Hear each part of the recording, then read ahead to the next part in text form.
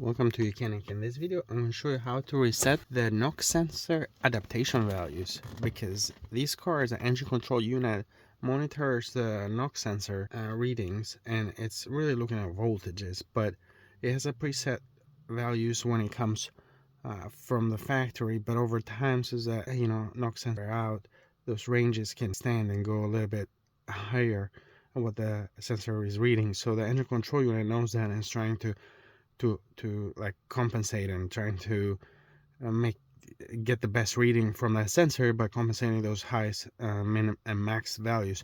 But what you could do is you can reset those values, and I'll show you how to do that using the YOUCANIC scanner. Now keep in mind, if you replace a NOx sensor, there's another procedure to teaching the NOx sensor to the car, and we have another video where we show you how to do that. But in this video, we're just going to focus on resetting the adaptation values for the NOx. So diagnostics, then you'll see a list of all the makes and models. Now here we're working on 25th Mercedes GL350 Sprint R-Class. Go down to select calic reduction, and you'll see this screen. Just scroll down to control, and then you have a few things here. You have a button adaptation, but what you're looking at is resetting the adaptation values of the NOx sensor. Again, this is not where you teach in a new NOx sensor. You're basically if you suspect maybe the readings are wrong and you're getting weird readings from a NOx sensor, this is worth giving it a try without replacing the sensor. It doesn't always fix the problem if it's actually defect, but it's worth trying. It's not going to hurt anything. So you press that, okay,